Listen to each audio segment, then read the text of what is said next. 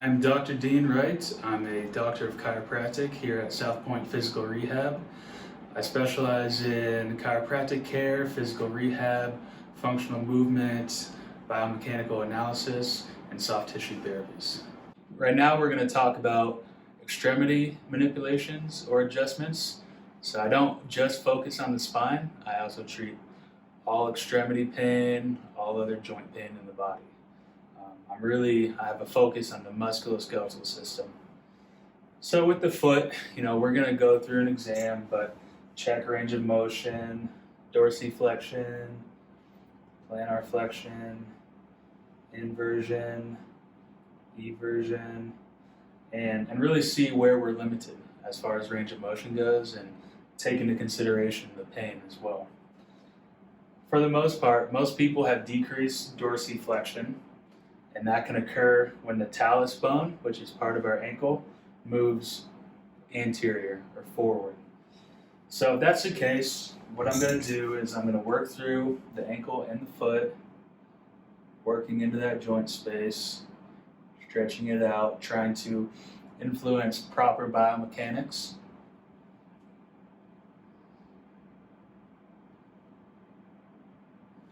I can also look at the calcaneus and the midfoot. So the calcaneus is your heel bone.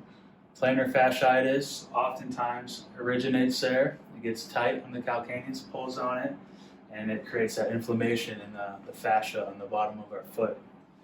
So I can evaluate the range of motion of the midfoot and the calcaneus.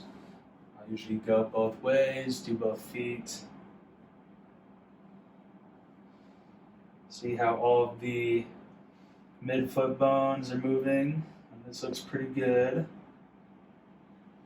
But really it's that dorsiflexion that we're trying to get better right here. So when we manipulate the ankle, what we're going to do is I'm going to bring it into its full dorsiflexion. Lock that joint out, and then it's going to be a slight pull towards me. Oftentimes you can feel your ankle gap, you can feel the bones moving back like this. Sometimes there'll be an audible cavitation or a pop, but not all the time.